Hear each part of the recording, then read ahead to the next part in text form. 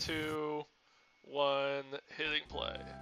And we're here with the Shining Force Part 11 commentary. We're kind of running out of steam because we did the last 4 all in a row, but we'll see if we have something to talk about here. I'm doing my first promotions on screen here.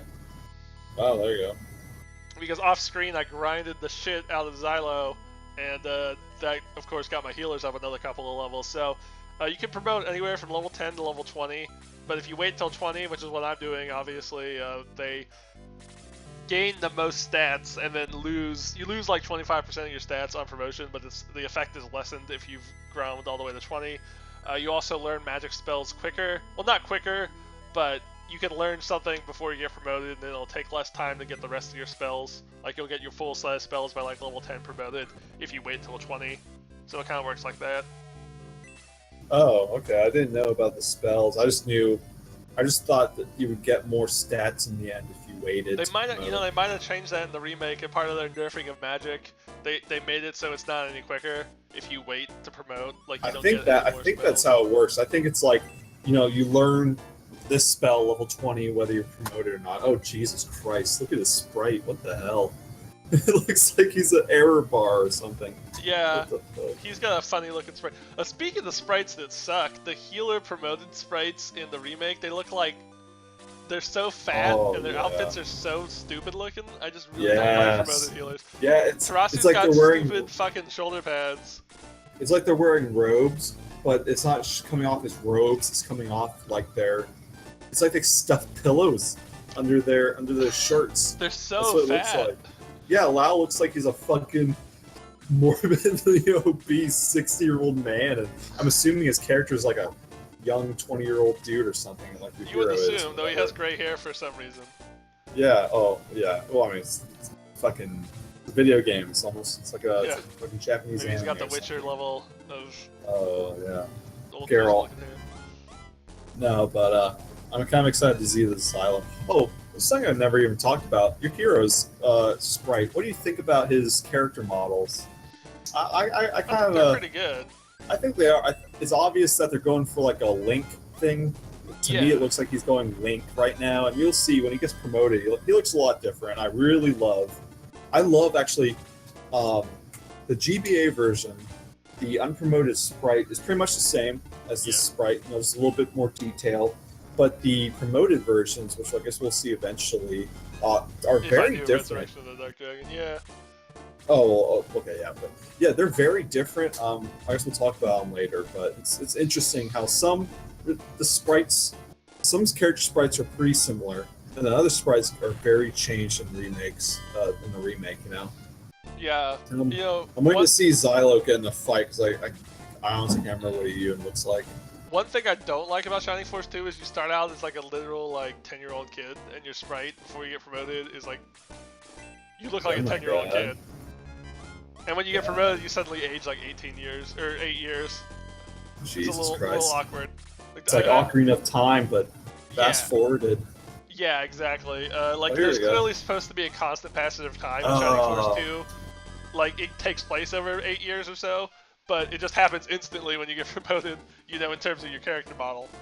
Wow, that Xylo character model that looks a lot better. Yeah, it's so much better, right? It looks really cool. I think it looks pretty cool. Yeah, it looks really cool. Now he still gets when he gets promoted, he still gets like the cape and like the claws, which he doesn't need. But it doesn't look nearly as dumb, I think. Yeah, it's hard to describe it. Just, care, look it up. But yeah, like the mages, that's something else. They don't change in the remake. The mages look pretty much the same. Actually, a lot of the unpromoted sprites look really similar to the they're all GBA version. The same. And but it's when they get promoted that there's some more bigger changes. And I can't tell. For the better. No, and I can't tell whether they were trying to change things up or trying to.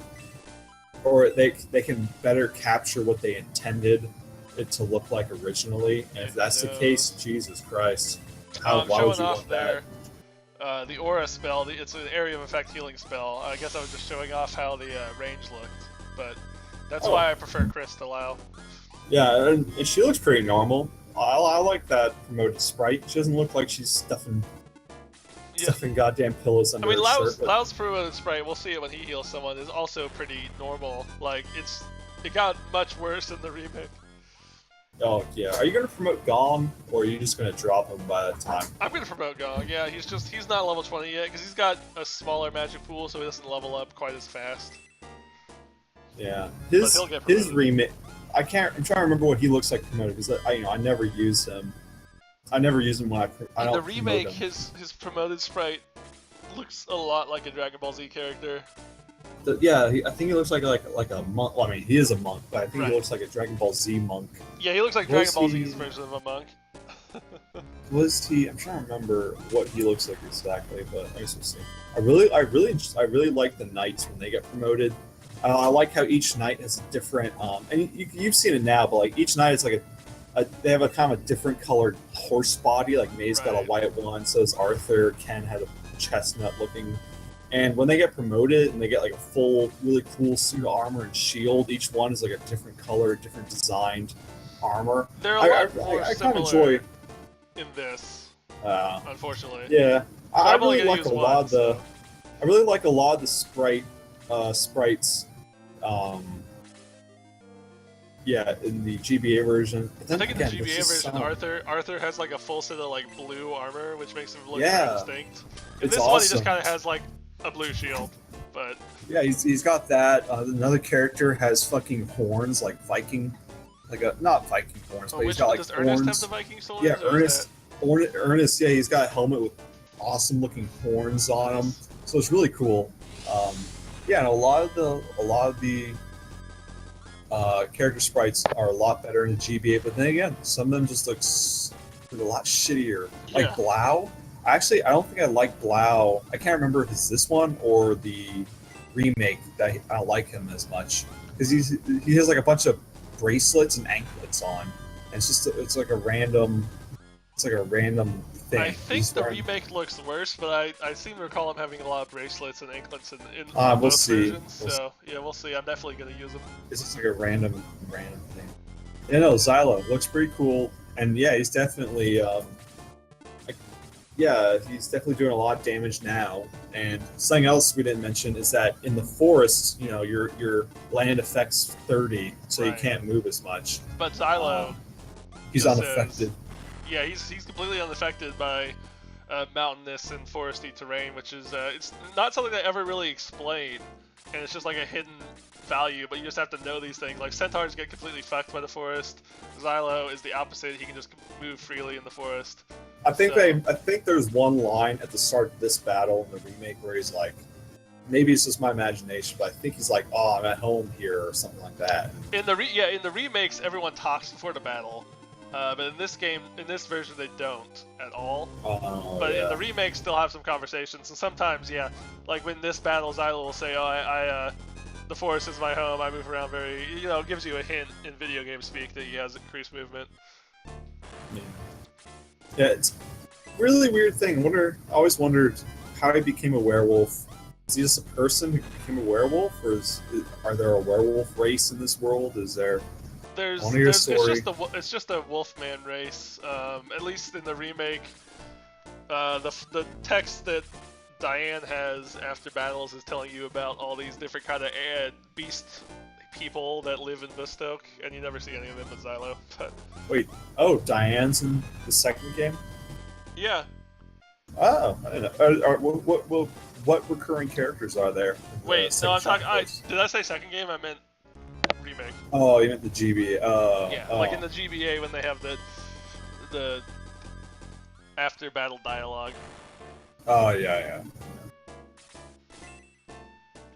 Yeah, this is also a fight I hate. I never use Xylo in the remake, so everyone moves really slowly. Yeah. Inching on up.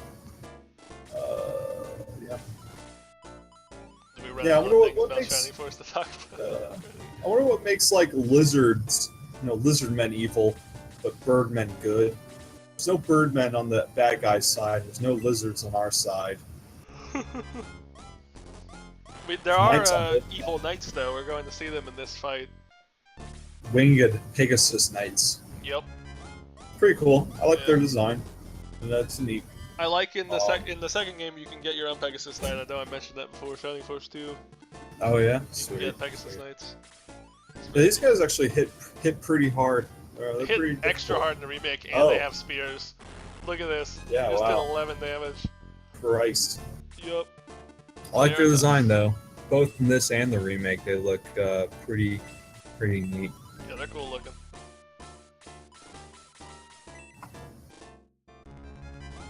Yep. So Yep. Okay, time to go talk about other things now. Back to Marvel versus DC. Have you seen Wonder Woman yet? Yeah, I've seen Wonder Woman. Wonder Woman's the first movie where I thought DC actually did a good job. I think I it's- haven't actually. I haven't seen it yet, but I have heard good things. The reasoning is obvious. It was not Zack Snyder, and that's Zack Snyder is the reason the DC cinematic universe isn't working out. He's just his style is just not. It's not working. It works for What, you mean? 300. You know, it doesn't really work for Superman.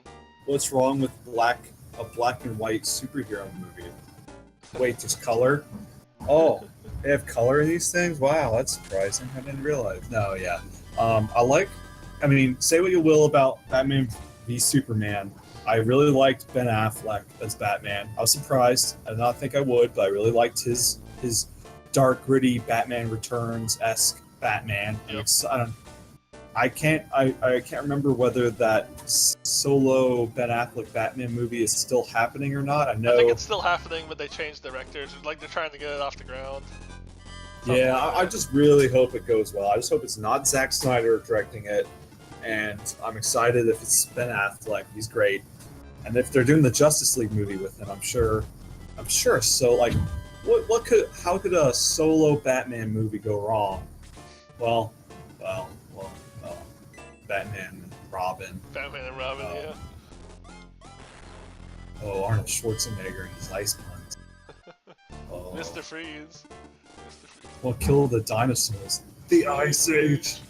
Oh, Jesus Christ. Anyway, no, I'm hoping that the Wonder Woman will be the Iron Man for the DC cinematic universe. The thing is, they already shot Justice League, and it's already like wrapped, you know. Like, so whatever influence Wonder Woman had, if they try and like change it now, like I heard the problem with Suicide Squad is they tried to make it like Guardians of the Galaxy after it was already done. One of the many problems with Suicide Squad, but I heard that was one of the major ones. Yeah, that's that's what really scared me was that was after they added in humor. Can you imagine what it would have been like without that those few scenes with Will Smith and oh wow, look here.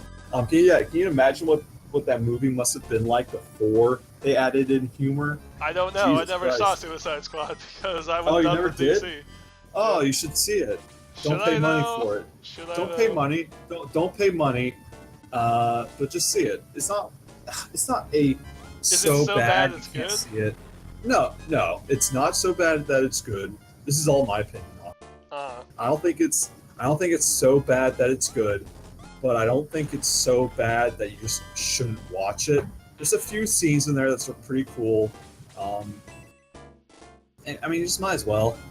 You can at least laugh at it. I mean, it's kind of hard to because just more stupid stuff than funny stupid. But anyway, yeah, I'm just hoping that okay, I'll give this Justice League movie a pass if it's super Zack Snyder-esque. But now that the Wonder Woman movie did well, and if the next movie doesn't have Zack Snyder directing it, I mean, I'm hoping that the DC will start up their cinematic universe, start getting it going pretty well. Because Yeah, I guess we'll see. Batman, Superman, they're great. The DC animated movies. Have you seen any of them? Like I just saw. the normal little animated movies that come out Well, every few years. yeah, you picked a bad place to start this though, because I saw The Killing Joke, which has all that controversy and like was not great. So, Oh yeah. but yes, I know they're Well- ordinarily good. The Killing Joke. The Killing Joke part was great. Right. The pre-45 whatever Batgirl. I don't know why they felt like they Fucking needed Batman. to add that. They could Jesus have just Christ. remade The Killing Joke, and like people would have loved it. like, okay, it's short, but it's based on a comic book. And if you're doing a panel to scene adaptation, basically, fine. I enjoyed the Killing Joke part. It was good. Yeah. I enjoyed it. But no, the DC animated movies are good. The TV shows are all right. The DC Universe and Arrow and Flash, they're all right. Arrow was really bad for season 3 and 4, but I've heard from sources you're right. that season 5 got good again.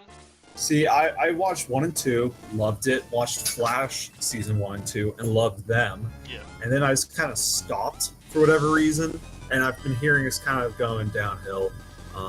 Maybe you can probably just skip the season 5 in Arrow and be fine. Honestly, like I watched 3 and 4, and they were just like. I saw some of it, and when they introduced like magic, then I was kind of like, okay. I think that's what did it. I was like, I'm gonna go watch Daredevil again. Yeah, it's a lot better. Arrow 3 and 4, like, I'm trying to think of if you skipped it, what would you actually lose? And it's like not very much at all. No. Really. But back to Marvel. Let me suck on their Marvel's dick a little bit more. God, right. We'll see. Daredevil was great. Luke Cage, that was pretty good. Jessica Jones. Oh, I love David Tennant. I love David Tennant so much.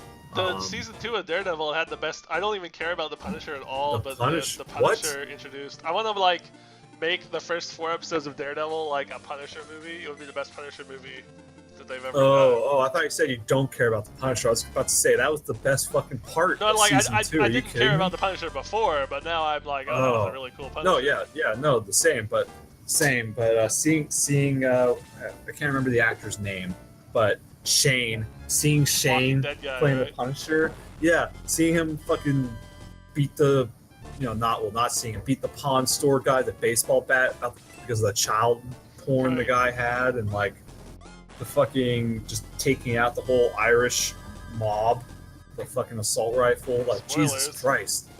Jesus, it's like the first fucking scene in the first Spoilers episode. To a show that's been out for like 2 years. Oh, fuck me. They're all coming, they're coming for me, they're angry now, but no, that was, oh man, I want a Punisher series now. Give me a fucking Punisher. They're making one. Yeah, I know, well, give it to me now. I just want to, every episode, I just want to see horrifically murder people who deserve it. Some really good cathartic movie. Not stupid, not The Hand, okay? I actually don't like that too much about the Defenders universe. Yeah, they gotta do something to make The Hand more interesting than it is. But it's just ninjas, evil ninjas. It's the they're doing the ninja trope so hard, where like you get 30 ninjas in the room, and you can just mow them down like mooks. Then you have like one ninja, and it's really hard to and then they fight down. And they take turns. They're honorable, right? They take turns. They don't want to gang up on the guy. They don't want to gang up on Daredevil. They want to go one at a time. That's fine. But no, I want to see the Punisher. I want to see him horribly murdering regular thugs and rapists and muggers and just basic horrible. I feel like it's really hard crime. To make him the main character. Like as a contrast to regular superheroes, and like the whole thing in episode 3 of Daredevil season 2 where they have like the philosophical debate about whether they should kill criminals or not. Like that's all good, but like a show where he's the hero supposedly is gonna be like really hard to do right. It's gonna be really hard. I can understand that, but I love that episode where they're talking about the whole your half measure basically. Yeah, I know that was pretty heavily based on the comic book by Frank Miller before he went off the deep end. Yeah, no, I mean it's good. It makes sense. It's the same thing as Batman and all of his sending all of his villains to the asylum where they just break out again. It's like you're not fixing the problem. In the world. Yeah, it's like good. You beat them up, you caught them, good job. They're gonna break out in a week and go kill some more people. But if you kill them, put an end to it. But then again, that reminds me of the other thing I didn't like about the adaptation was I thought the point was you're not supposed to be. It's supposed to be like very unclear if he killed the Joker at the end or what he's putting his hands on him for. Oh yeah. And I feel like it wasn't very ambiguous in the movie. They made it like pretty clear that he wasn't killing him or anything. Yeah. Which is disappointing. Oh, the Killing Joke. Yeah, yeah, it was all right. I enjoyed it. I enjoyed that part. Now, obviously, when I say I enjoyed the Killing Joke, I enjoyed the Killing Joke. I did not enjoy the. So I just ran into a glitch. Batgirl. Not to interrupt you, but like, did you see my quick spell expire? No. It expired, but the Pegasus Knight still did 1 damage to me. So like, Wow. there's a glitch where it thinks that I still have the quick spell left, but I don't. Well, fuck yeah. Just go take everything out by yourself. Yeah. Oh, spell. See again. I don't realize Gong learns anything besides Well, heal. that's a different one. They added that one into, Oh. or the guy making the remake added that one in. But look at that guy's attack, 36. Woo. Yeah, it's pretty good. But I'm then, discovering that his attack is a lot better balanced than it was in the original well, version. the guy must have fixed it. Yeah. Yeah. I guess to keep him up because, like I said, unlike Xylo or the other unarmed characters, he doesn't keep up after he gets promoted. Yeah, I His think he will attacks this go time. ahead. I'm not sure, but he might. Yeah. Yeah. Well, there's 6 minutes left. I don't think there's boy. anything else to really talk about. Yeah, I mean, this Fight. fight is not. It's challenging because of the terrain and because the Pegasus Knights hits really hard, but there's not too much strategy to it besides don't get ahead of the party, you know? Like. Yeah. Back to comic book Right. talk. Right. Yeah, Killing Joke. I like Killing Joke part. I didn't like Batgirl sleeps with Batman and talks to her stereotypical gay best friend character. I don't know why, and it made it like they were like, oh, I'm worried about the trope where Batman's motivated because the woman gets shot, so let's make it even worse. Like, let's double down on the trope by making it a sexual thing now. Jesus Christ. Oh, that was never. Batman and Batgirl. It's supposed to be a uncle niece, father daughter, not as much father daughter, more uncle niece kind of relationship. Right. That's just so. It's That's so weird. fucking wrong. Yeah, so weird. Yeah, Robin and her can be fine. Her and anyone else can be fine, but not Batman. He's a parental figure to all of them. It'd be like Batman fucking Robin. Any of the Robin, well, like, Basically. hopefully Yeah. not Damien. I hope, The but ambiguous. but like yeah, it'd be the same if they are like, we're gonna have a gay Batman and a gay Robin. Like fine, but Yeah, that's gay the whole Batman is fine, relationship. but Robin is like The whole half his age, relationship yeah. is it's like his family. That's his whole thing. It's his little bat family. They're his children. He's teaching them and taking them under his wing. He's not fucking them. He's taking them under something else in the kill. Oh Jesus Christ. Anyway, no, but I enjoyed Mark Hamill came back. I'm Kevin. Conroy? Kevin Conroy. Yeah, Connolly, Kevin Conroy. something. Conroy. I think it's that they said they couldn't get Mark Hamill for anything but the Killing Joke adaptation. Like, he was like, I'll do the Killing Joke adaptation, but it has to be like something really good like that. So he might be done with the Joker. I think he might be, and I'm fine with that. I'm glad they did it. I'm glad that there was a Killing Joke. I need to find the animated series somewhere, like the show. It's I can't so remember good. enough of it. It's so good. I mean, I haven't seen it in so many years, but I just remember it being good. Really good show. Yeah. It was great. Yeah. I remember watching it when it was on TV, back when you were probably not born yet, or something. But I don't remember. I think I've seen it while it was on TV. oh yeah, I guess I was like 7 or 8 or something, but I don't remember when it came out. I would have been half your age then.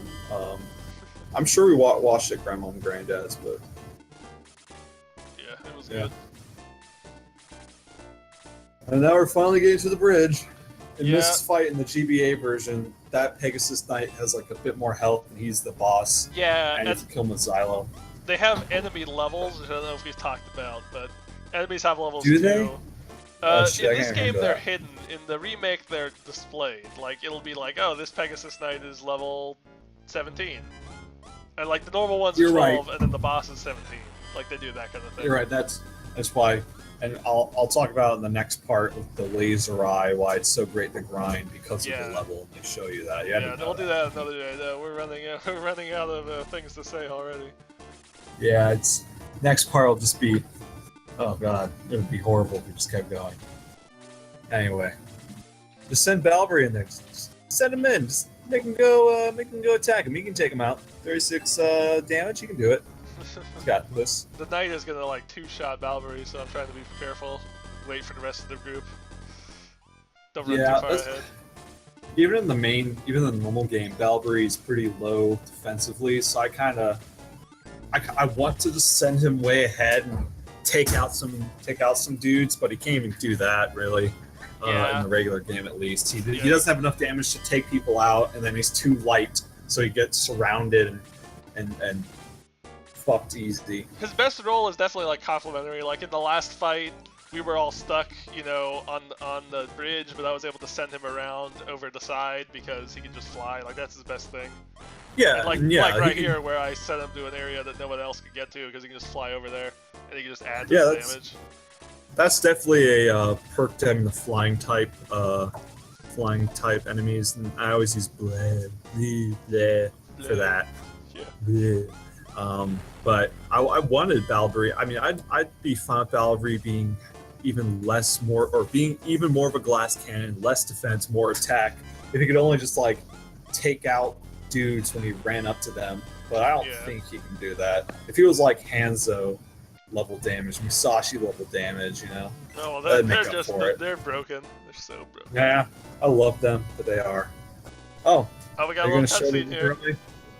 Oh yeah, you're right, cutscene. So this guy has a character portrait. I wonder if he's important. And he's a mercenary and he's quitting. Yeah, didn't you like this guy? I thought I remember you liking this character. I wonder if he survives because he has a character point. Yeah, no, he used to be my knight because he comes at the most powerful relative to everyone else. Like he starts out pretty strong, and he's just instantly usable. But yeah, Laserai.